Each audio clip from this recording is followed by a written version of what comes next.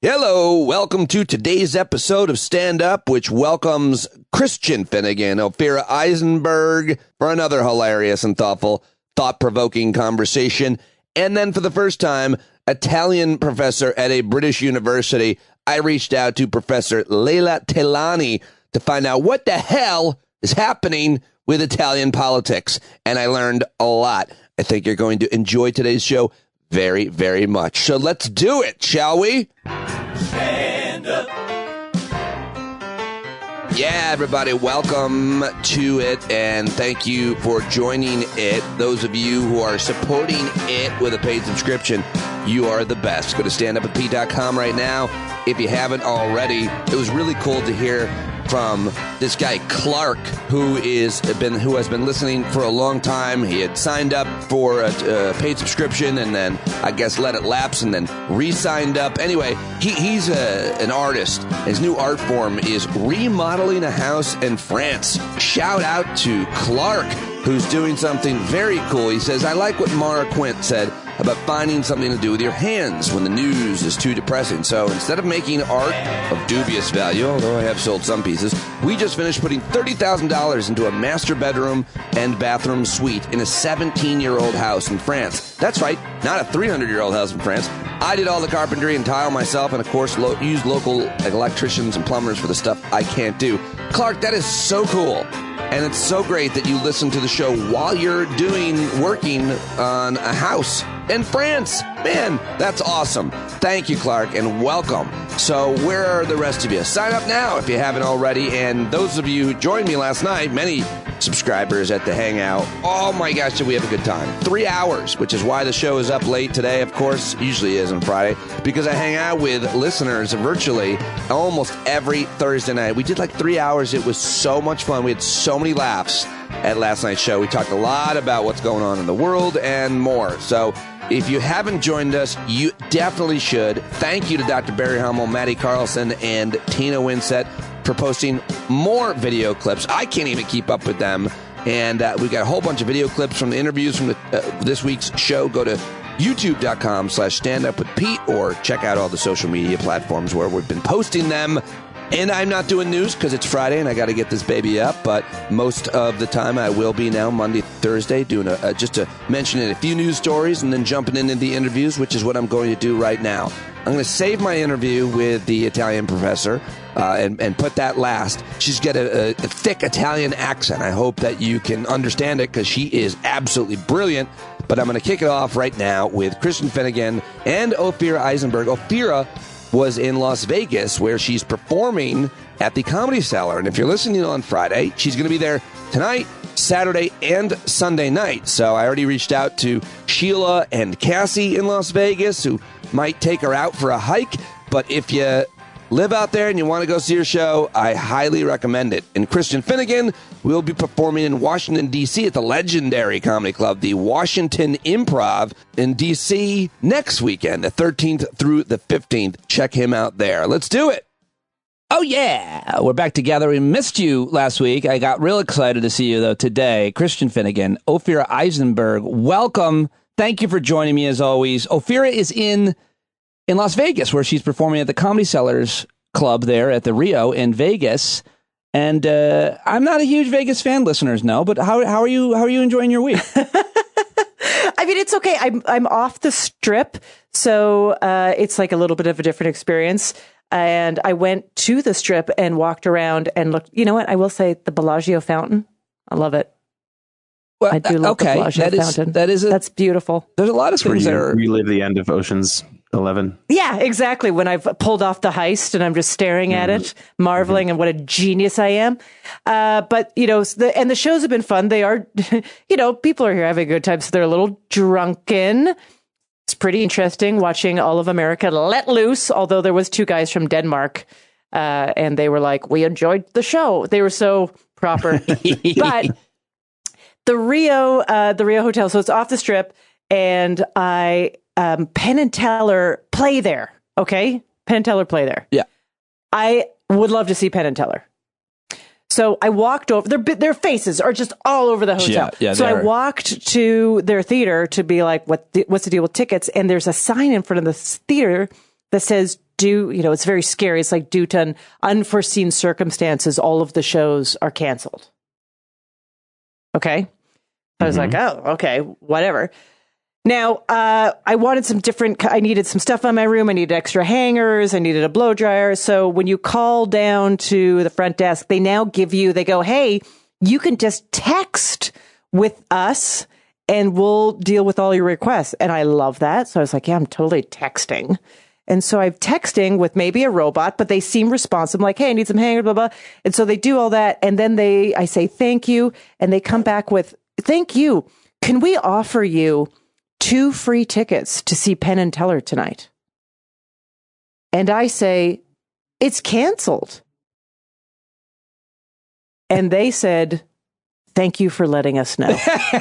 Oh my God. No way. That is. It's like, what is going on here? Oh my God. That is a hilarious story. Christian, your thoughts on you're probably texting with some call center in some other part of the world. Yeah, entirely exactly. They just have a conversation tree that they have to follow. Like, once the thing is complete, now is when I offer you tickets to see Penn and Teller. It's so funny. And that has not been updated since, before the pandemic or something. I don't know. They're both dead. Thank you for letting us know. Would you like free tickets to see Siegfried and Roy? They actually also said, you should go down to the pool and enjoy yourself today. And I wrote back, 3 out of the 4 of your pools are closed. And they were like, well, there is the one pool. This is great. You're going to get, this is all it's actually good. Just a pool of condensation that's gathered in the basement. It's not. Christian, what is your price to go to Vegas? I sense that you're not a fan. I sense that. I have enjoyed it in the past. I feel like maybe I've done it. I would happily go back. It's more the sort of upheaval. It's not that I have a major problem with going to Vegas. It's just that to go to Vegas, there's just a life upheaval. It would have to be somewhat worth my while. There are things I've enjoyed there. I went to the Neon Museum last time I was there and quite enjoyed it. That was kind of cool. Neon art? Yeah, or old neon signs, vintage neon from when neon, old from the 50s and stuff, which is kind of neat. I like going down to Fremont Street and the old Vegas and that area. And although it's been 5 years since I've been there, but I've had my Vegas time is the way I feel about it. Happily go back, but it's not something I'm clamoring for. That's the street where you pick up a male prostitute, correct? Yes. So I just see it as that my problem with Vegas isn't, I think, the most obvious stuff.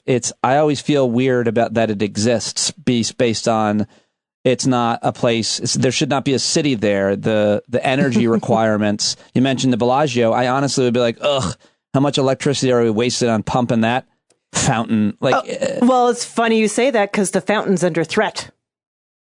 Because of the drought? Because of, they recycle the water, but of course with the spray and just evaporation, they have to replenish the water. Yeah. It takes a lot of electricity. It's extremely expensive.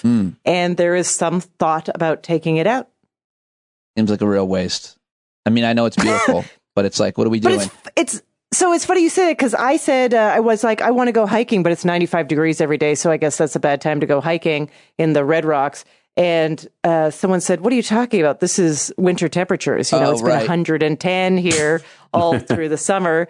And I said, is the power grid ever strained? You ever get notices? And they go, no. How is that possible? I don't know. The Vegas folks listening will have to inform us answers to all those questions. But yeah, it does. I don't know. I did housekeeping text. One time I went to Vegas. Cameron and I went to, I don't know if it was the Golden something. It was one of the crappy, end of the Nugget. Strip. Golden Nugget. It wasn't Golden Nugget, though. Oh. It was a crappy 3rd or 4th tier end of the Strip casino. And they had what they called dealer tainers. And this is where your blackjack dealers are also celebrity impersonators. And so You could sit down at Little Richard's table, or you could sit down at Cher's table, or Tina Turner and Michael Jackson. And the one that and then every once in a while, they would take turns, kind of like one of those Broadway diners where they would, every 15 minutes, one of them would get up on the little stage in the middle and perform one of that artist's songs. Mm-hmm. I think my favorite one, though, was Stevie Wonder was one of the dealer-tainers, which is kind of hilarious to me, given that Stevie Wonder is quite notably blind. Oh, that's amazing. So it feels like maybe he wouldn't be the best blackjack dealer. I would just keep yelling, "Blackjack dealer!" Yeah, exactly. Pay up. No, and I'm sure he probably owe me hears one that. more. I'm sure he hears that 1,000 times a day. To which I would say, "You brought this on yourself, buddy. Nobody forced you to be Stevie Wonder." By the way, okay, I love to make fun of blind people. Anyway, what were we saying? What? I was just saying, do you know why that is? Do you know why that is? That they were also impersonators? It's a gimmick. Is there an answer? Yes, it's because the Gaming Commission actually has a rule that you can't just be like, hey, everybody, walk into this place and just empty your pockets of all of your money. We're here just to take all of your money. It's seen as slightly unethical, if you can believe it. So there has to be some sort of additional entertainment going on at all times. In every casino? It seems in every casino. Huh. A lot of the wait staff also sings. There's like always something. That's why there originally was like lounge acts or whatever. Yeah, I mean, that makes sense. But it's like, I've been to like circus, I don't remember seeing anybody. I mean, there were definitely people who were entertaining to watch, but they were gamblers, not but they were employees. not being paid. The 1 week I did in Vegas, I do recall them saying about halfway through the week, they came to me and said, "We're not meeting our threshold for entertainment with you as the act, so you're going to have to go." So we're going to have you get up and do a celebrity impersonation. Yeah, so I did the rest of the week as Bono, but doing my act still was super confusing. Because at the Rio, the waiters and waitresses are, they call them bevertainers. They are beverage entertainers, and they have to get up occasionally on a little stage and dance or sing. I always tend to have a certain sense of sadness at those times. Like I think, and it's not fair, and I'm being judgmental, and I realize it, but like when that person goes home, when that person goes back to the locker room and takes off their beverage tainer costume, where are they in terms of their level? I don't know, but is it any more depressing than being an account rep for like a metal siding company? You know what I mean? Like they're just jobs. Yeah, it's just a job. I love it's a metal siding. I mean, what other could it be? But I think it is because, like, what is the hierarchy of metal siding, like, versus the entertainment? Like, that seems like, and all of us know as comedians, we've all done every type of gig. There are certain gigs that make you feel more successful than others, I guess. Well, yes, you're right. That there's certain gigs where, I mean, I would put it this way, that I think sometimes people have a misnomer that you're either like desperate, like on the rocket ride to stardom, or you're this sad, pathetic creature who's like deluded. There's a lot of just working performers out I agree. there. They're just do working. agree. They're just people and jobs. at the end of the day, they count their money and they're like, not bad.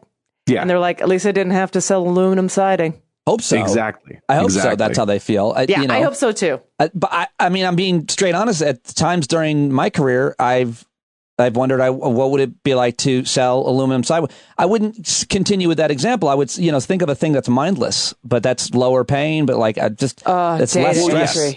Just punch in. I know what you're talking about. Well, and I will say that in other careers, you're not going to just get insulted on a regular basis the way you do as a performer. Like, not even intentionally, but just like there's fewer opportunities for you just to feel like humiliated. Right. That's a great point. Yeah. I think one of the we never get a memo from the boss being like, the team did great, everybody.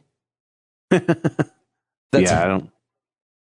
think one of the best jobs in the world, minus cleaning like shit, is janitor. In a way, if you could make really good money just cleaning and you were alone and you had headphones on, like my brother used to love being a janitor, one of his first jobs, because it was just, there was a sense of satisfaction. You have to deal with people, and it was like you just went in and cleaned, and that was it. Those are the people listening to all the podcasts. Sure. It's true. Yeah, a lot of them. The truck drivers. It's hilarious listening to Sirius XM, like how many of the ads are geared towards truck drivers. Oh, yeah. Well, it was hilarious. So many truck drivers and entrepreneur, like business owners for some reason. It's always so many relationships with truckers that I never would have had I not worked there. Yeah. You know? Wow. I mean, it's great. It's great for you because previously it had just all been about the sex. And so it's nice now to know the truckers on a personal level. Yeah. Lot lizards is how I met them. It's when you prostitute yourself at a truck stop. Lot lizards. Mm-hmm. So you're there in Vegas, and you're there. Do you know who books that? The Comedy Cellar in Las Vegas. Go see the mob. Go see Ophira or some amazing listeners out there. Cassie and Sheila come to mind that I know really well. They're in Vegas. They're such amazing. I'd go out there just to visit them and their families, and maybe they'll what are you? You mentioned you were going to go for a hike, but is there any other thing? I want to go for a hike. Can someone take me for a hike? Seriously, yes. Cassie. Yeah. Do you want to go to Red Rock this weekend? Because none of the comics want to do it, and I was told not to do it alone. I bet you one of them will reach out to you if they can. Cool. That'd be cool. I wanted to ask you both about if there's anything we just have to do. Would you just humor me? We just have to. Maybe you don't have to spend like more than 5 minutes on it, but it's here at the end of the week. There's some really important stories in the news. Of course, obviously, I think the most important story this week is that the oil producing countries are cutting back on their production so that we're all going to have to pay more, and that could affect the midterms. But what I want to ask you guys about, as just this Herschel Walker story, would you please indulge me? I mean, it just keeps getting more and more wild. And what we know, I just want to get your feedback on this to some extent, is that nothing really matters. There aren't like certain values or something. The guy is done terrible things, and he's a hypocrite on the issue of abortion and so on. But the point everybody's making is it's not changing anybody's vote because they need a Republican in the Senate. And I wonder just how far we have come, where there's no you can do anything, at least as a Republican, and still be in the game. That's my feeling. Thoughts? I mean, my thoughts are that you're right. You can do anything. And I was just as soon as you said that last night, the MC was talking to someone in the crowd, and he said, "Where do you live?" I think they said Louisiana. He goes, "What do you do for a living?" And they said nothing. And he goes, "Oh, so you're a Republican?" Okay. Uh-oh. The most innocuous thing to say. I would say more than half of the crowd, just like this thunder of, and it just reminds me. Wait, was that a negative reaction? Yeah, it was a negative reaction. Okay. Like, how dare you? Yeah. Kind of thing. And it's like, if you individually interview these people, you'd go, well, what was your problem with that? And well, it's merely sort of calling attention to the fact that you're not on their team. Like strictly that. Right. It's just that you yelled Red Sox at a Yankees game. Yeah. Perfect. Yes, that's what's going on. What they perceive to be a Yankees game. Do you know what I mean? It's like, that's the thing with conservatives, is they believe they're always at a Yankees game. And so anyone who says they like the Red Sox is a liar or must just be crushed immediately. Wrong. Because don't you realize that the world is a Yankees game? And any negative anything, if anyone's like, well, the Yankees, are doing terrible things, you'd be like, they're the Yankees. Yeah. They're the Yankees. It's going to be fine. Yeah. Perfect. That's absolutely exactly what I mean. But just finally on him, the reporting was that he had paid for an abortion, and he's like, I never paid for an abortion. And then the next day, was free. Same reporter was like, Yeah, it's the woman who is accusing you have another child with. And then this story just keeps getting better and better, if it weren't so horrifically tragic for the people involved, I suppose. And then now what's he supposed to do? He it's not just some anonymous woman that he once had sex with and who got pregnant because, he's a famous football player. She's already the parent of one of their, they've had a child together. It's crazy. And I'm obsessed with it. Yeah, I obviously it feels very easy to be like nothing matters, and clearly these people have no principles whatsoever. I mean, the Dana Leshes of the world, the Eric Ericksons. I thought everybody already knew about this. It's like, oh, really, Mr. Abortionist Murder, Mr. Church guy? Like, this was just something that you already knew about and isn't a big deal. So it's like, yes, obviously they're completely vacant. They've abandoned any pretense of having any sort of moral guidance whatsoever. However, I wonder, it doesn't take that many people deciding to be turned off by this for it to make a huge difference in the race. If maybe a couple thousand people who were on the fence decides that that's just a bridge too far, then it's over. You know what I mean? And we'll have to kind of wait and see how it actually shakes out with the voting. But, and so I kind of feel like these Eric Erickson types, they've kind of sold themselves out for nothing potentially, because if he loses over this issue, and I think it will, I think the race is close enough. If he was up 10 points, then I would say, yeah, he's probably still going to win. It's probably not going to make much of a difference, but he's either tied or down a point, a few points. And obviously this will, it can't help him, I don't imagine. You've now just completely sold your soul in public for nothing. That's what I don't understand. Strategically, it just seems like a real dumb move. But I think that everyone on that side has just gotten so into the sort of knee-jerk habit of just like never apologize, never back down, always double down. And this is what Trump, more than anything, Trump has unleashed in people is this idea of like, oh, there are no rules. The only rule is don't apologize, don't look like a pussy. That's it. That's the only rule. And win. Yeah. Do you think we could devise like a in vitro test that you could do at the most earliest stage of a fetus's of a fetus being a fetus, and just to identify if they were Republican or a liberal, and then if you said, "Did you know that every baby is born a liberal?" A Democrat. Every baby is born a Democrat. It's sort of like the nurture that changes 2 Y chromosomes, and then one of them becomes an X kind of thing, or is it the other way around? Then would abortion be legal if we could convince them? It's every baby is born a Democrat. These fetuses, they're just leeching off the system. I mean, they don't have jobs. None of them are lazy. They're open. They're for open borders. They're going to be a real suck and on when you're society. born, you have no status. You have no status. Yeah. Okay?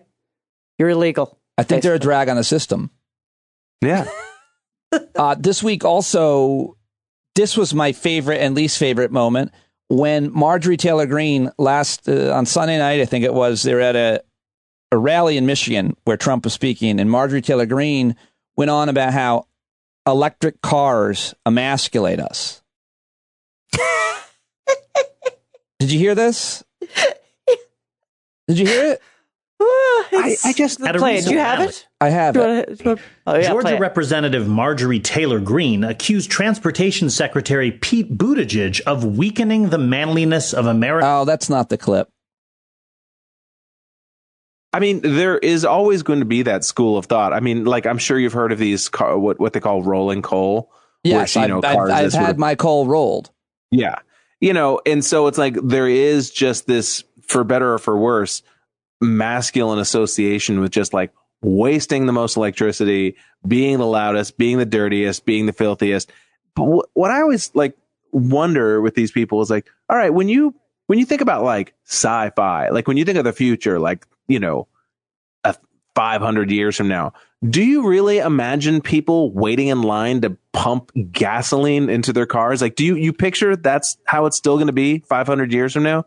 And if not, and I think that most of them would be like, no, it's going to be flying cars, and it'd be like, so we'd have to make that change at some point anyway. Why not now? And obviously, the OPEC God's going to provide the solution, Christian. God will provide. God will present. Yeah. Yep. But I'm just saying, it's like, doesn't it even remotely feel just kind of old and done, the whole gas thing? Like, no, it's manly. Don't you understand that this is where the future is going? Whether you want to drag your heels or not, eventually we're going to get off fossil fuels. Now, if you want to say we're going to move to nuclear or whatever, we can have that conversation. But it's like, you clearly know that this isn't the way we're going to be doing shit. We're not burning animal manure anymore to heat our houses. Things change. Speak for yourself. And also, why doesn't the EV car manufacturers not just come up with like a really loud, manly sound effect for their cars just to satisfy that. I think some of them are. I think some of them are, and I also know that there's been talk about electric cars being dangerous for the vision impaired. Well, that's always been an issue. There's some truth to that, having been the owner of one for almost 10 years, that you do sneak up on people. Yeah, and I like that. Oh, yeah, right. Well, yeah, maybe when you plug in your car, it can make like a cool, manly sound. Yes. Like some guitar riff. Maybe just, guitar riff, or just somebody going vroom, vroom. You're the man. Vroom. You're the man. Or maybe instead, right now. Or maybe instead of the plug, it could just be your dick. Yeah, you just plug in a dick into a little vagina outlet. Yeah, right in the steering wheel, a little pussy right in the middle of the steering wheel, and you just hump the steering wheel to make the car go. Super manly, and while it's self-driving method, you can have sex with it. The problem is you'd only be able to drive for like 5 to 7 minutes. Yeah, that's right. And you'll find out very quickly that anyone who wants to be more manly doesn't have a long enough extension to get into that hole. Yeah, that's right. Well, finally, the other story of politics from this week.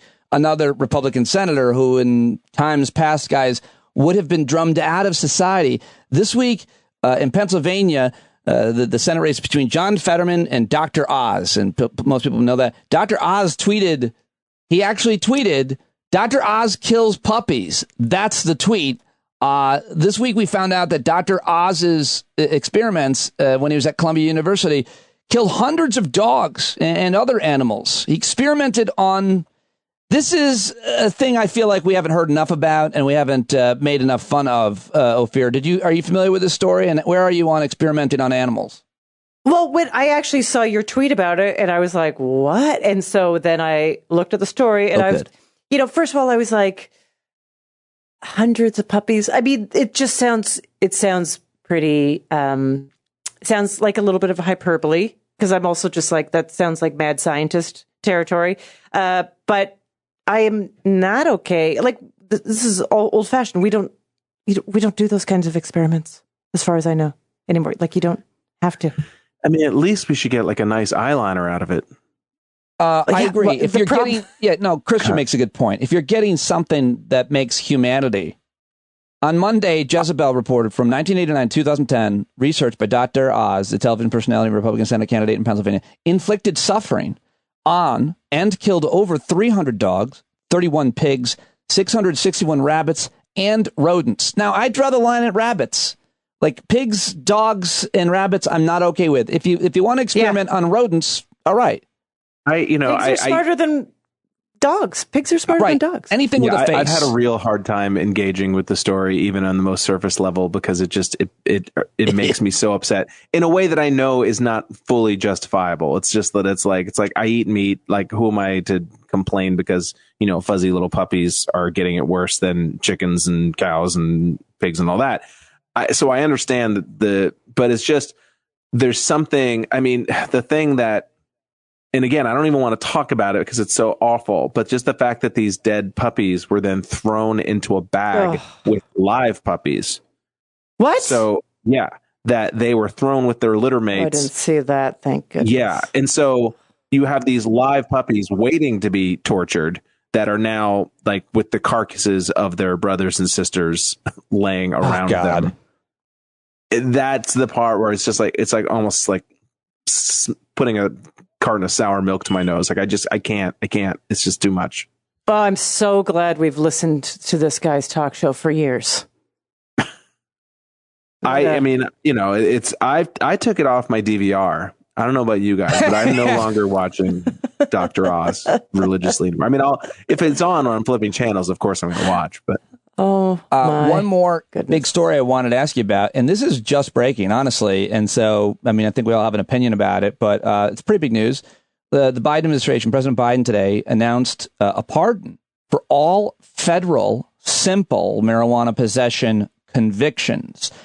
Not quite sure what that means, but he said in a statement he'll pardon anyone ever convicted of simple possession and complained that federal convictions disproportionately affected minority Americans. And he also urged governors to pardon people convicted of marijuana possession in their states under state laws. He also said he would seek to declassify marijuana as a Schedule I drug. This is all happening strategically right here in October, and we can act like this is not a motivating factor for voters, but it is. People care about this issue. Yeah, I mean, absolutely. It makes me think that somebody's fucking paying attention there, because obviously the Democrats had a couple of good months in October and September, and it's because they were seen as doing stuff. They were doing stuff.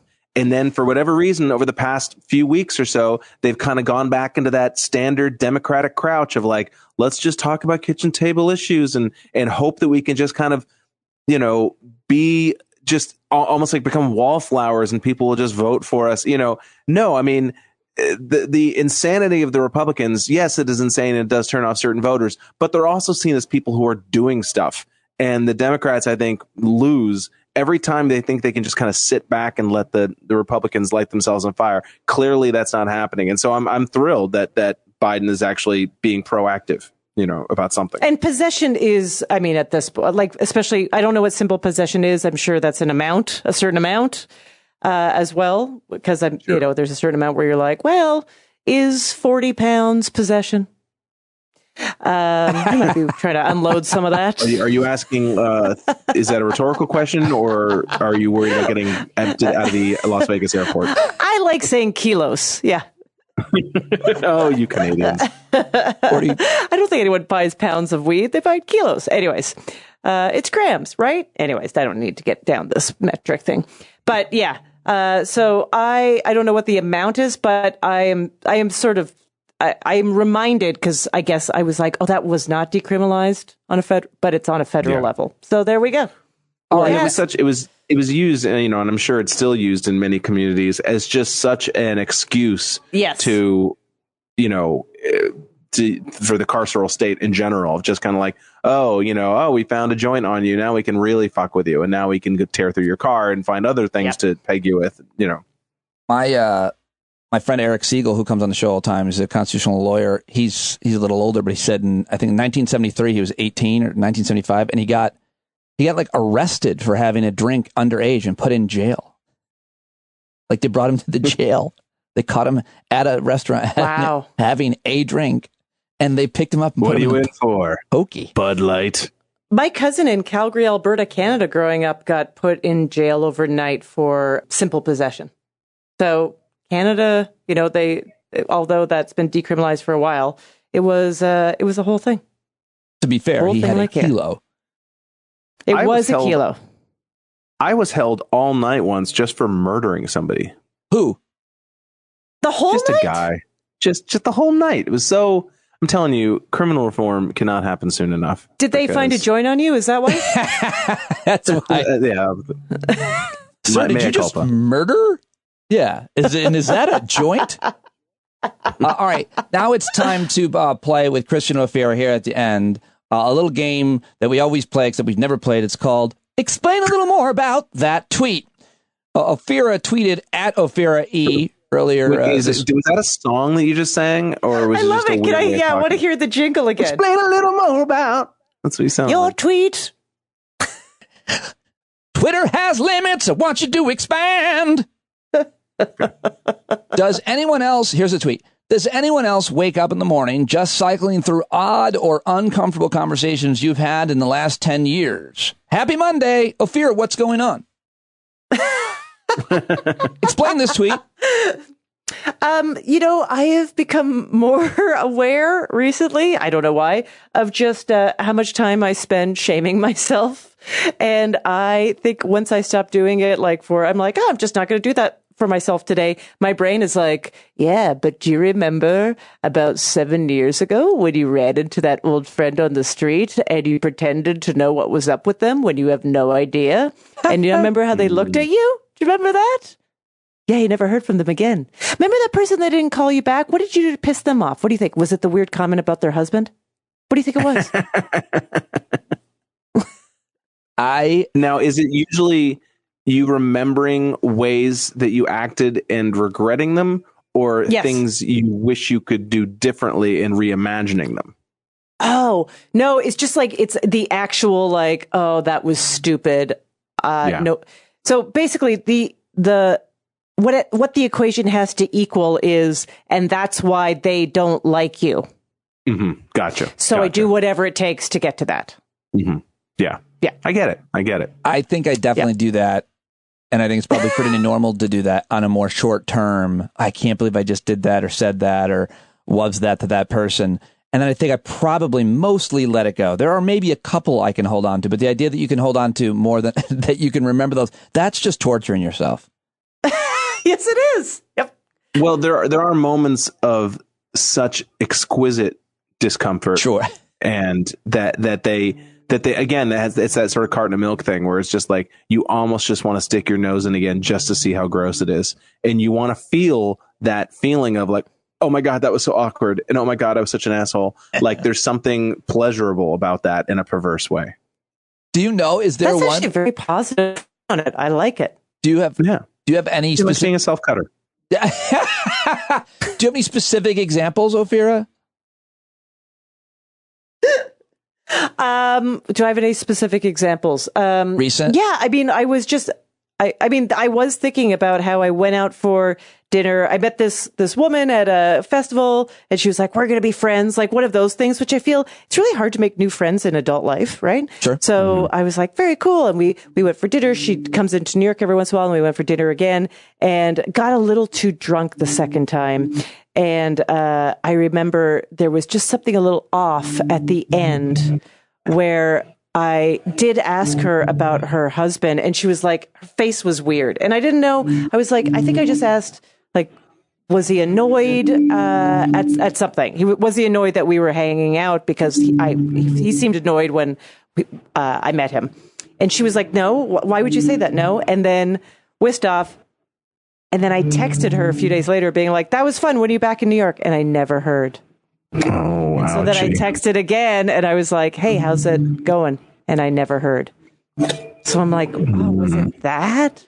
Was it that? Yeah. Probably it's was. the not knowing. It's the not knowing. You're right. Yeah.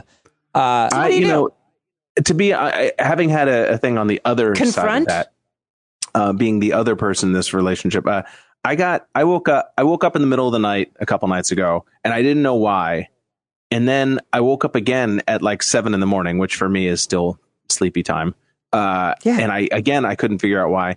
And then when I woke up, I'd gotten 2 texts from a comic I barely know. Well, like someone. This was going to be the one I was going to ask you. Here it is. Yeah. I'm interrupting you mid-story because you tweeted about this. Folks, it's not time to say. Explain this tweet. Here's Christian. I got a 3:52 a.m. text from a comic I barely know about a non-emergency issue. And then a 7:21 a.m. follow-up to tell me they'd resolved said non-emergency. Definitely worth waking up twice and not at all weirdo behavior. I thought about that for a good 15 minutes. The thing that really marks it as weirdo behavior is, first of all, this is not a person who I'm on a texting relationship with. Maybe, hey, can I switch spots with you on Thursday? Like that kind of relationship. Right. Like that would be the only reason for this person to text me. And I know what this person, I'm going to say whatever. I know why I got a Google News alert about my name, about some show that we had both done that was going to be on some website that we never gave permission for it to be on this website, whatever. But like not, something like in a few months or so, it was like a press release for this dumb YouTube channel or something. And so she had texted me at like 3:52 in the morning being like, what's going on with this? I never gave her my permission, whatever. And then at 7:21, I got a text saying like, it turns out it was just a typo. It's all. But what that tells me is that she resolved the issue between those hours. So it's like, she hadn't gone to sleep, I don't think. And so it just makes me, and I don't know this person super well, but now I just imagine her as someone who has like bed sheets hung over the windows. And okay, this is a logistical question. Are you in the same time zone? Yes. Oh, yeah. Yes. I mean, I know super texting psychotic. is so impulsive. Impulsive, and I feel like there should be a sign, affirmational message on everyone's screen saying "think before you text" or something. Yeah, a breathalyzer or something. Yeah, exactly. Yeah. Blow into your power outlet, and it will tell you if you can. Yeah, it's just really uncalled for behavior. So I just never responded to her because I just no, I just, there's nothing I could say to you that wouldn't be either me avoiding saying something that I believe I deserve to say to you, or taking it too far and making something that doesn't need to be something. So I just did not respond. But it was also, she did the full story for you, beginning, middle, and end. Yeah. That sounds like the best way to handle that. And I like what you said, Ophira, about texting. It's so impulsive. But just the idea of whether or not we should have our alerts of any sort on while we are sleeping, much less while we probably should be focused on any number of other things like nothing at all, is the question people have. And I mean, when you have kids, or even if you don't, you have older parents or anybody, like you might think, well, especially if your kids are out or something, I want to be available. And I think that's a legitimate thing to some extent. But at what point do you draw the line? So I kept getting alerts because I don't know how to control the Apple Watch alerts versus the phone alerts. Like, I want them definitely off on my watch, but to keep them on, but on silent on my phone. Couldn't figure it out. And I kept getting alerts waking me up in the middle of the night because they would vibrate my wrist, and I was like, my God. I've got That's awful. that. It was only happened a couple times, but it was so And frustrating. then it would be like some Nancy Pelosi fundraising text or something. Yeah, I get a lot of those. It was like, Pete, it's Julia Louis-Dreyfus. Oh yeah, I always get excited with those. They always catch me off guard. It's always like, she's got a new project. Yeah, she's thinking of me. I got an email from Marsha Warfield yesterday. What? Marsha Warfield. That's right. Yeah. That's who I'm on the bill with. Yeah. Ophira's performing with her. We found that out earlier. So this week. So actually, so funny you say that about notifications, because I'm in a different time zone. I am 3 hours behind. Oh, right. Everyone in New York, including my husband and child. And our building, my husband is the head of the condo board. And so there is a group email chain. And I was going to bed at midnight or so, winding down. And I saw, 3 a.m. in New York, that there was a leak in someone's apartment, and everyone was posting videos and taking like audio files of the leak because they were all freaking out because it was in the walls. And I was like, what do I do? Because I know Jonathan is sleeping. Do I respond to this? Is my apartment building going to be filling up with water as I speak? Yeah. Do I let it go? Because why are these people emailing with each other? Like, someone do something active. Well, call, I don't know, the fire department? The worst, that's a terrible story that you were woken up like you have no control of that. Now you're deciding whether or not you should contact your son. It'd be really hilarious if they drown in your apartment because you did nothing. but I did a dumb thing and put, maybe not that dumb, no reason really to do it, but I put security cameras up, and they alert me every time there's a goddamn chipmunk. I mean, it is like too many alerts. That's what you don't have security cameras. You have a chipmunk cam. Too many alerts. It's gone too far. So in your yard, you have motion sensors in your yard. Yeah, my front door. That's nuts, dude. That's stupid. Well, a lot of people have the Ring cam. It's the same thing. Yeah, I guess. I'm a well-known podcaster. True. You got to be careful. True. You don't know when MAGA's coming after you. I don't know the series of threats I have to deal with from rodents. That little chipmunk is a Republican. That little chipmunk ate my garden, that motherfucker. That's really what those cameras are out there for. Oh, yeah, they were excited. See, they don't want to work for it. Why he It's came like, in. what are you going to do? Run out into the yard all of a sudden? Like, with a dart gun? Well, the worst thing this week, guys, final question. Shoot through a helicopter. So tell me and be honest what you think of this, because you guys, I saved the best for last. So Ava, senior. Who'll be the judge of that? Ava, it's about my daughter, so it's going to get weird now. You're like, oh, not this. I know you're going to talk. Yeah, so she's almost 18, senior in high school. So they do senior pictures here, professional senior pictures. That's the thing, you know. So she did a whole shoot, and she did a few headshots too, like for like acting type of thing because she wants to dabble with that maybe. And I posted it like, here's Ava, almost 18, wants to take on the world. Also, she's available for your television or film project. Which we can talk about whether or not that's inappropriate or something, but I have no. She was cool with you doing that? Yes, sure, yes. Okay. So Henry Winkler retweeted it, and he has 1 million followers. He just retweeted a picture of my daughter, and a very small amount of people, but some people were like, she should have to work for it. This is nepotism. You're pimping your daughter out and all this. And I mean, first of all in all, it's great that Henry Winkler, one of the most respected people, well-known people in entertainment, shared that photo. But second of all, like, it guarantees her nothing. it's acting. No. Like, it's not like she's getting. Yeah. I mean, you're a dad, and I'm not trying to diminish your accomplishments as the creator and host of Stand Up with Pete Dominic, the show that Ophira and I are very happy to be a part of. Honored. But it's not like you're, Joseph L. Mengowitz. It's not like you're. That's a dude, right? It's not like you're Steven Spielberg sending this Ron out. Howard, how about? Huh? Sure. Another Happy Days cast member, I was saying. Yeah, Ron Howard. Yeah, I mean, it's like, what sort of nepotism do you think Pete can provide?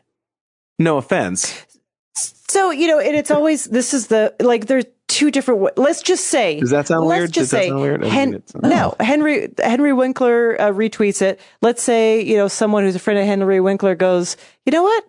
Whatever, I'm casting this thing. She's right type, right age. I'll bring her in. And then she gets a job. Okay. And that job somehow brings another job and brings another job. And let's just say that happens. And then she's in an interview 10 years later, and they go, how did it start? And they go, well, it's crazy. I did these headshots in high school, and my dad tweeted it out because it was such a great picture and said this thing. And Henry Winkler retweeted it, and there you go. And people will be like, see, the power of social media. Aren't you glad your dad did that for you? See, that's what you have to do, everyone. Be proactive. Do whatever you can with social media. Use it positive. It's just like, that's what happens in our dumb society. Well, I just kind of equated it to, like, listen, my business is kind of the entertainment business, political media business, whatever it is. I know a lot of people in that business, and so do you if you're a plumber. You know a lot of people in the plumbing business. Like, you call up, my dad got me my first job, minimum wage job, doing fast food at the New York State Fair. Now, I lost that job because I was so bad at it, but he got me the job. I mean, that's a true story. Yep. He would, in now times, he would have tweeted you out. Yeah. I got caught spitting in the popcorn. Yeah, it's like my dad got me my first live sex show gig. I mean, because it was just like, you go into the industries that your parents are, right, have connections in. That they're in. Yeah, exactly. Unfortunately, it wasn't as a performer. It was a cleanup crew. Yeah. That's how he got into podcasting. Yep. Like you're saying, though, it's fun to be a janitor, whether it's a high school or a live sex show. It's just that's right. Great way to end with it. With your Thank earphones you. on, minding your own business. I feel the only difference is what ends up in the bucket. Christian Finnegan, Ophira Eisenberg, always a pleasure. Thank you. Hey, Pete. Yes. Can I mention Washington, D.C. before we go? Well, I was gonna mention it as soon as I hit stop.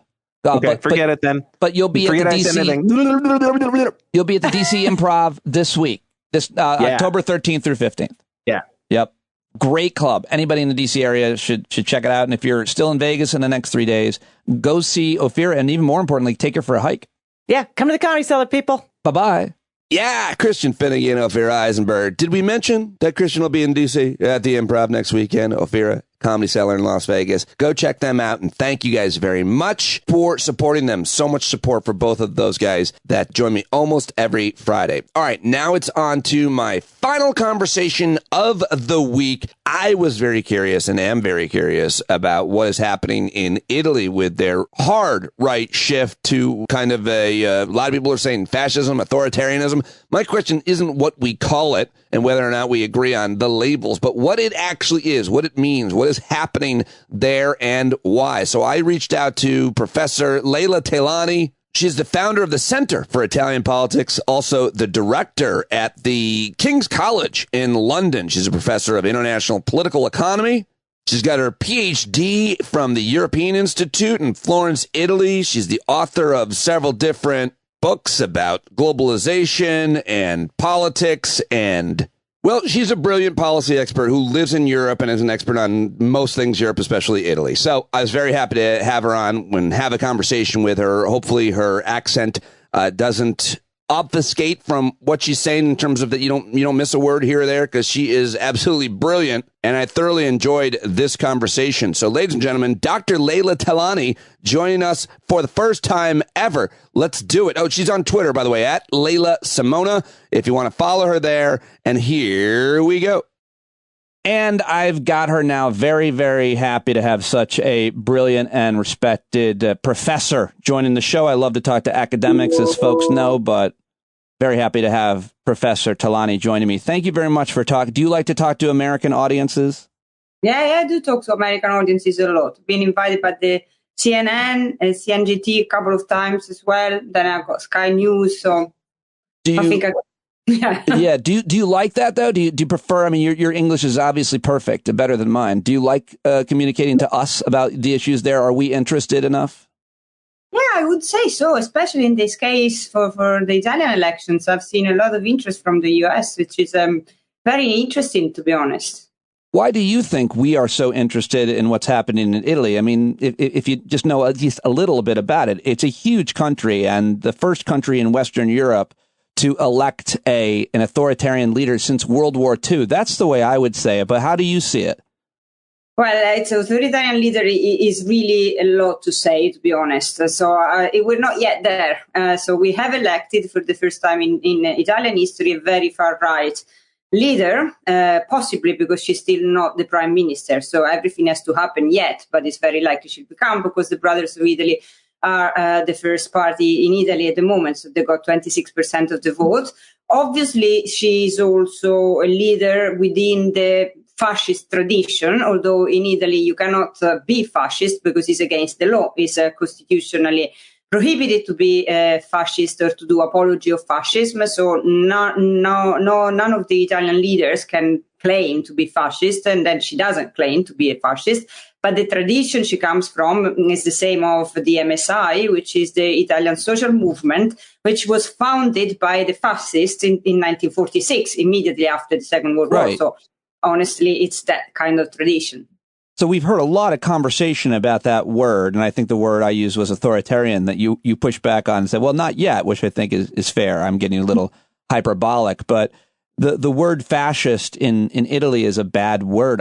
It's my understanding, because as I was telling you before I hit record, my wife's family is in Sicily, and her grandfather, before he passed away, I met him twice. He was an American prisoner of war in World War II in Tunisia, and I always talk about that. But when I was there, George W. Bush was president, and he was on the TV, and I'll never forget him yelling, "Bush is a fascista, fascista!" And I was like, what is he saying? And my wife says, he's saying that President Bush is a fascist. I was like, oh, okay. And now I'm starting to understand. So the history there matters with that word and that idea, right?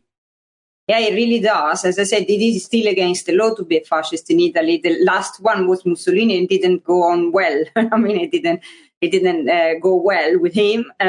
Obviously, things change, but I wouldn't say they changed to that extent. Right. It is really, really shocking that she's been nominated as the next prime minister in a way for her traditions. But at the same time, she's also the first. Maybe the first female Italian prime minister, which is also, on the other hand, very, very good. So there are two contrasting things here. Yeah, I guess, and I think that's fair to say. But I guess the way I look at it is, yes, you've elected a woman, but she doesn't seem to like women much. Or let me be kinder. She is advocating for policies which, in my opinion, Professor, would not be great for gender equality, and would, I think, even in Italy, I shouldn't say even in Italy, but in Italy, there's been obviously hard fought gains for gender equality, and it would be a kind of a regression for women. How do you see what her policies would mean for women before we get to other marginalized folks even in Italia? Yeah, I mean, she's a socially conservative leader from all points of view. So she's against migrants, she's against foreigners. I mean, it's Italy first, that's the idea. She's against the rights for same-sex couples, against rights for LGBT. communities, and she's also regressive in terms of women's rights, because, for example, she doesn't like women in Italy to go for abortions. So obviously she's not the perfect, I wouldn't say she's a feminist in any way. However, I know it's a contradiction. She also comes from a very strange background. She's the part of, her mother was a single mother. She is a single mother. And she is also the first Italian female prime minister, which for Italy is a step forward. I know it seems strange, but at least Italians get used to the idea. That's the point. It's not the perfect female prime leader, but at least he's a female, which is really amazing, I would say. I absolutely understand and want to make sure I give that the space and respect that it deserves. Of course, it's a huge thing if she does in fact become prime minister. It's just what it means for women is the main question I have, and it can get very nuanced. But what about just one thing that we don't understand? 26% of the vote.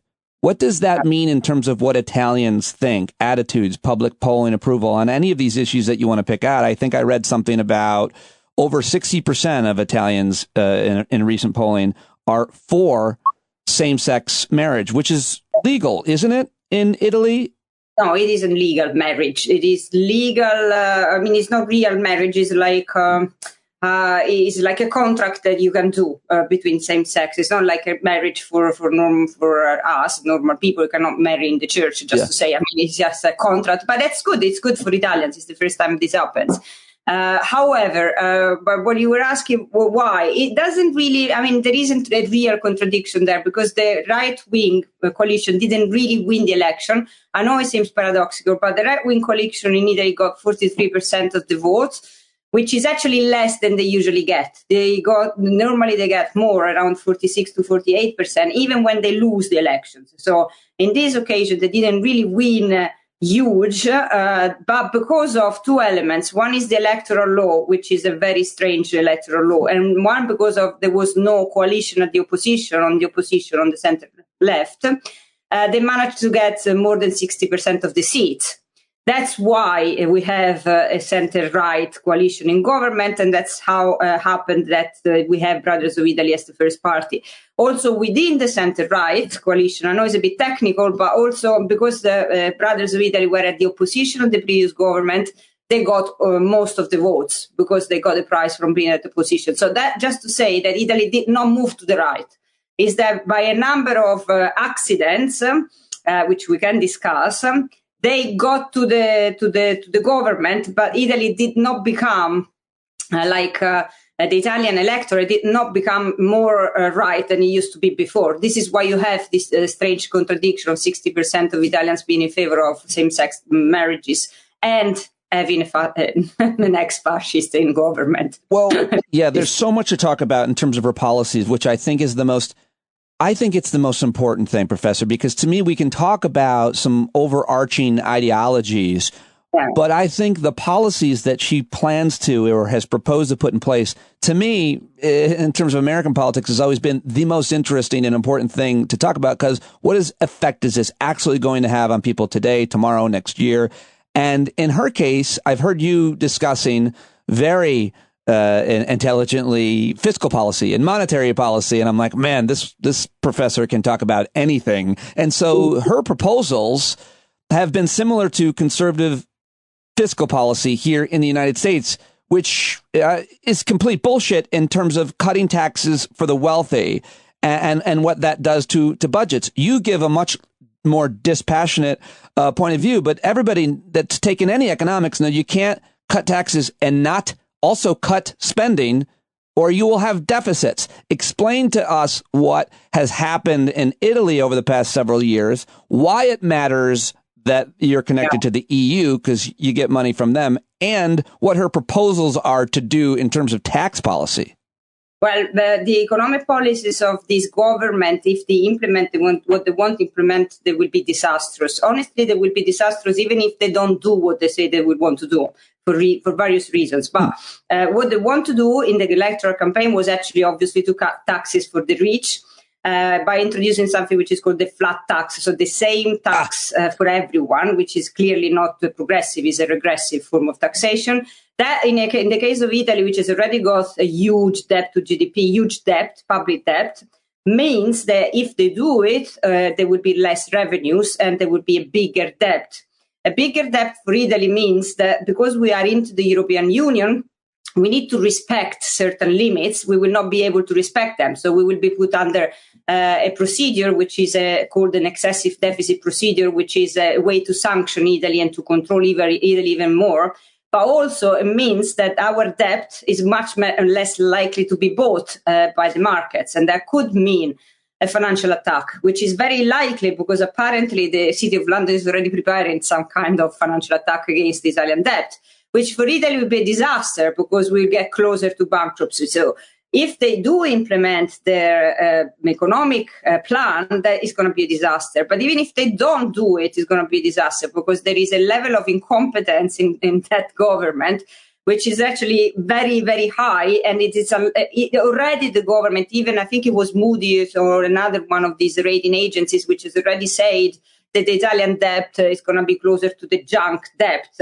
Before we started with the new economic policies by the government. So that means that Italy will be much less likely to raise money in financial markets and they will get closer to bankruptcy again. So the situation is really not a good one for Italy. At the same time, sorry, you can ask. Well, my understanding, the reason why that's terrible is my understanding is that you actually right now, even post-pandemic and supply chain issues that you're dealing with, that we're dealing with, you actually seen pretty good economic growth in Italy. And yet the government is going to screw that up through tax policies.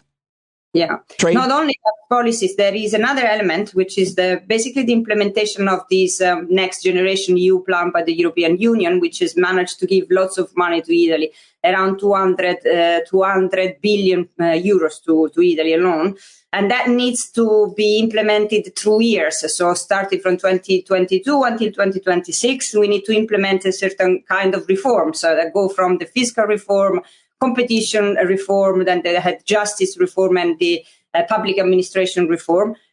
Basically, what has happened is that the center right is already against some of those reforms already before they started the government. For example, they were against the fiscal reform and against the competition reform. If they do not implement them, once they're in government, we will not get the money. So another way to go back into the economic crisis we were talking before. Plus, we do not have the same level of credibility we had before within the EU if we do not implement the policy. So it can end up very, very badly for Italy, and it's not difficult to predict it. Oh, wow. Okay, I think the big question that a lot of us have had here in the U.S. that we obviously deal with this issue every day, very divisive, is about immigration and migration to Italy, in many cases recently from Northern Africa. And there was a huge spike in, I think it was like 2014, and I'm not sure exactly what's happened, but I know it's gone way down. But I wanted to just read something from today's New York Times. I don't know if you saw their morning email was about Italy, this election, and the Rome bureau chief, Jason Horowitz, on the issue of migration says, because I think it's such a complicated issue, and he writes, even though there's not been an uptick in migrant arrivals as of late, immigration is now a talking point of the Italian right.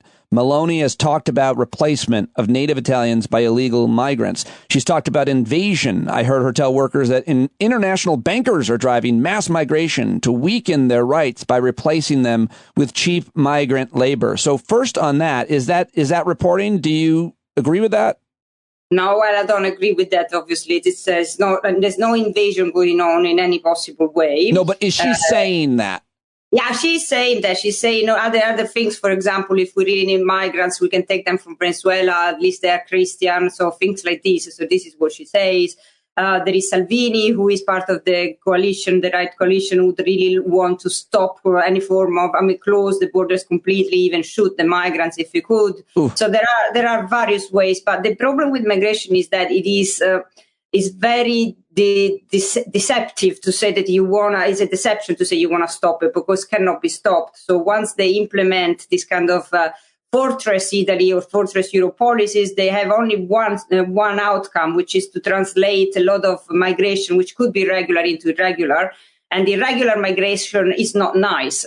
So if you, on the other hand, try to regulate migration, then you can control them, you can check, you can put them in the right places. Possibly in Italy, there are strange contradictions, like there are some sectors of the economy that really require migrants. It's the same in the UK. So we really need migrants. Yeah. Obviously, if you get irregular migrants, then it is no good. But if you get the regular ones, it's good. They pay taxes, they contribute to the economy. They are actually more incentivized to behave legally. Whereas if you are illegal already, you do not have an incentive to behave legally or not to behave in a deviant way.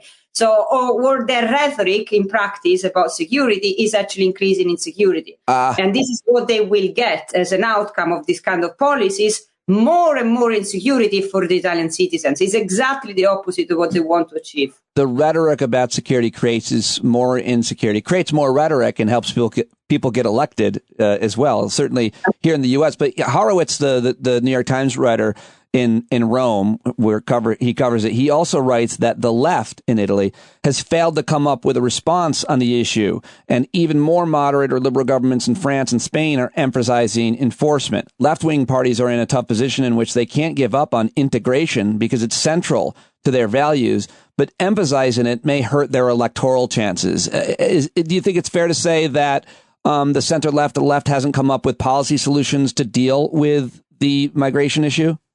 It's very fair, but honestly, they shouldn't worry too much because they managed to lose elections anyways. So,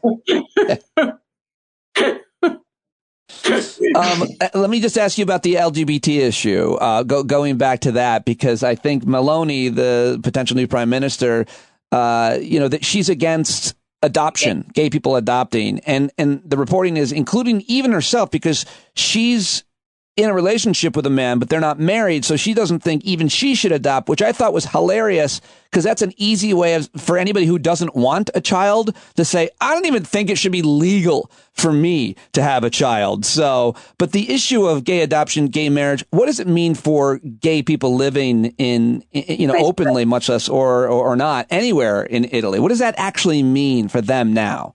It is really bad. I mean, not being able to adopt, it means that if you have children, which they obviously have, they have children, like, for example, they have to go outside Italy, like to Spain, where it is possible to have a surrogate and then have a child like this. If you're a male gay couple, or you can have children, like even a female gay couple, or you can have children, then the other one cannot recognize the child. Right. Their own. So it really is bad. I don't understand. It makes no sense to me because I live in London, where actually all of this is very possible, and you can adopt at any age with all possibilities. And it's really against rationality, but unfortunately, this is what they believe. So, and they will do everything to avoid it. They do everything to not to make it possible. So, as I said, there is. And the other thing is that they create an atmosphere of not hatred, but actually hostility towards LGBT communities, which is no good because then you can have violent attacks. And then that has happened in Italy against gay couples, against gay people. So it creates an entire atmosphere of hostility which shouldn't exist. There's so much more I want to talk specifically about Italy, but I just want to ask you two more questions that are indirectly related. Of course, one about Brexit. But first, how much have you paid attention to, and forgive me if you've written and talked about this, what has gone on in Hungary with Viktor Orban? And what do you make of the comparisons with what's happening in Italy, much less the U.S., in terms of political change, extremism rising? What about those comparisons to Hungary and Orban? Well, okay, so Orban has already brought the situation to an extreme. So we are already into, as the European Parliament has said, into authoritative democracy. So it's a democratic government, which is, however, an authoritarian one. It's a kind of an oxymoron. So you have democracy with an authoritarian government because he got elected. But many of these, authoritarian leaders have been elected, and Mussolini was elected, and even Hitler was elected. So it's not a nice. You get elected democratically, and then you get the power, and you become authoritarian. Authoritarian. So we hopefully, we will not get there, but you never know, because in Italy there is the Brothers of Italy have a plan. Actually, it's the entire coalition of the right has got a plan to implement a constitutional reform which would change the Italian constitution towards presidentialism, which is basically a concentration of power in the hands of a single person that would be the president of the republic. And this person will come from a very precise political background, whereas at the moment, our president of the republic is nominated by the parliament, not by the people, and he's super partes, so he's neutral. And that would be a huge change in the Italian system. And that is towards a more authoritarian. Doesn't mean that it will be necessarily authoritarian, but that could lead to an authoritarian system. So how hard would it be to change your constitution, and how closely do Italians pay attention to this? Because if I would be thinking that, I don't know what that'd be equivalent to in the U.S., but if this is being talked about, changing the constitution to give more power to the president, to make it more likely that this is the last president, you get to be authoritarian, you're making it hard to elect anybody else, I would think Italians paying attention would be heavily focused on that and opposed to it. But changing the constitution would require 66% of the seats in parliament, which luckily enough they don't have, but they have 62, so we're very close at the moment. And then otherwise, alternatively, they need to do a referendum, and a referendum between the people. The people are straight. Unfortunately, the idea of presidentialism leading towards authoritarian systems is not very, very understood.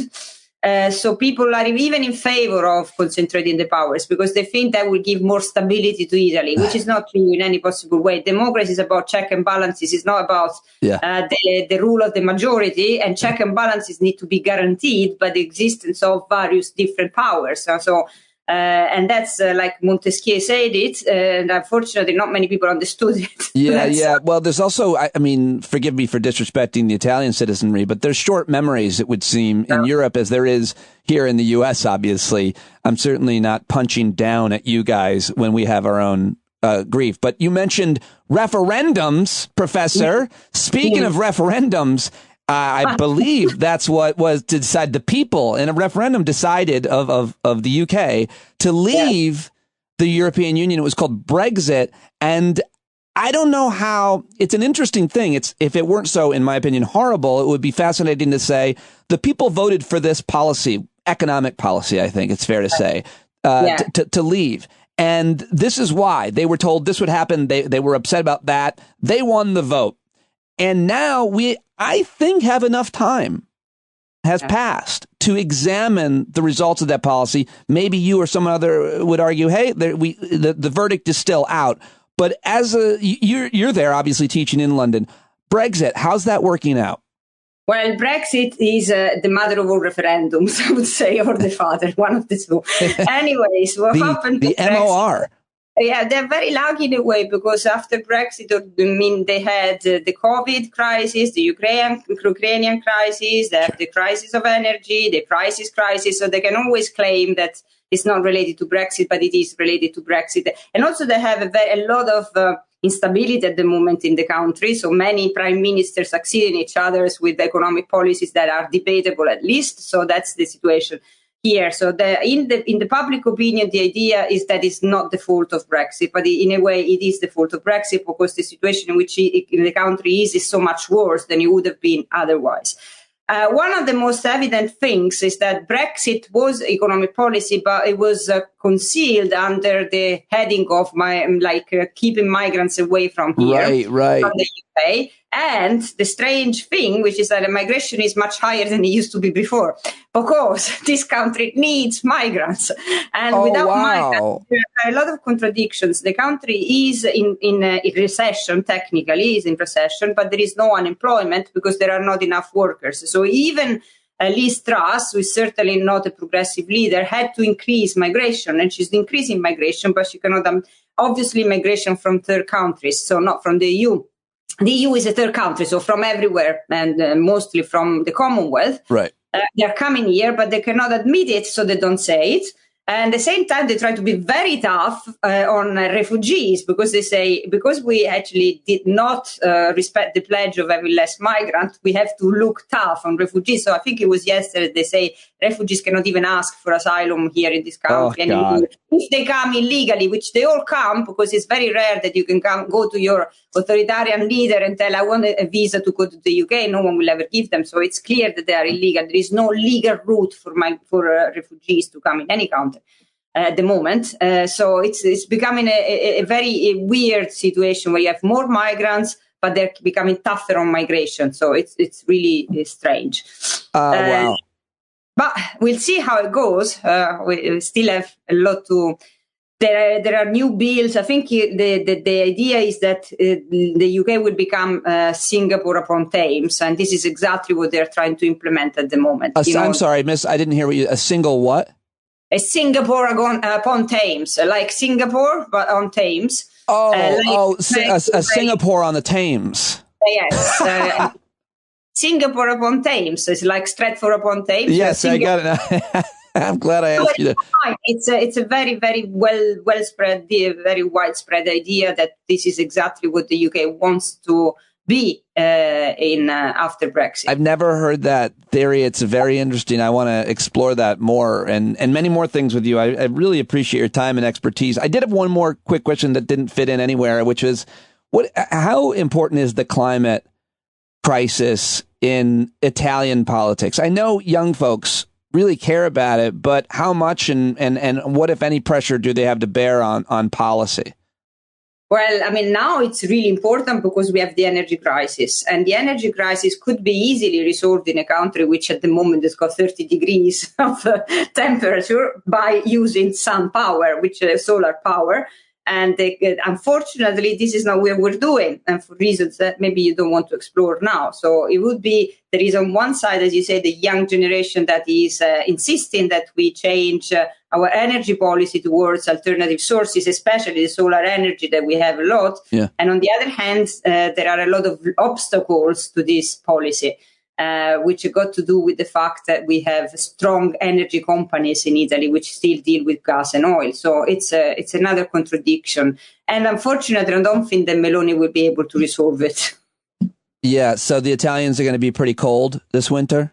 I think so. Oh. You know, my wife's family is in Sicily, and I just recall, like, I want to say 2008 maybe, I would see solar panels. And I don't know if that was because Sicily's an island or it's got so much sun. But I mean, it seems like they haven't really been able to ramp that up. No, but it's so clear that this is the solution to the problem, and that it's difficult to see how they cannot do it. But it would require an entire new interview, so maybe no. Yeah. Well, I'd like to talk about that with you or somebody that you recommend, because it's super important and interesting to me, especially in Italy and anywhere else. Thank you so much for your time. Grazie mille, Professor. All right, there she goes. Arrivederci, and other Italian folks. I hope you enjoyed that. I hope you enjoyed Christian and Ophira. I hope you enjoyed everything we did this week. Go check out our videos that we've been posting, youtube.com/standupwithpete. And sorry for rushing this baby out there, but I wanted to post it. I'm actually doing a couple of interviews today for next week that I've got to get to. So lots happening. Can't do it without you. If you haven't signed up to support me with a paid subscription, please do, because otherwise the lights in the shed go down. They go off, and nobody's getting rich over here. But we're making it work, and it's only because of you. So thank you for your support. I appreciate it. I hope you have an awesome weekend, and I hope to hear from you. Email me, standupwithpete@gmail.com. If you're a subscriber, hang out with us on the Discord platform anytime. And if you want to join the street team, you can join us there as well now. So I'm out. I'm done talking. I love you, and I hope you have a great fall weekend. Be the change you want to see in the world, and I'll talk to you next week. Bye-bye.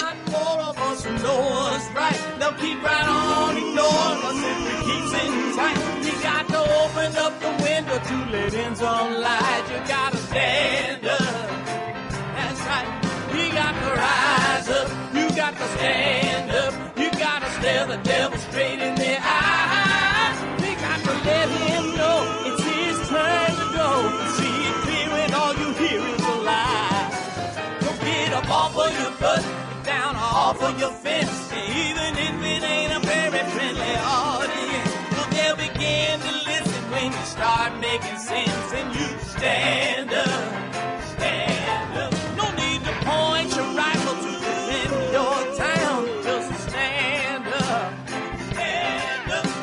Nobody can deny you what you're laying down. Oh, you better stand up. Stand up.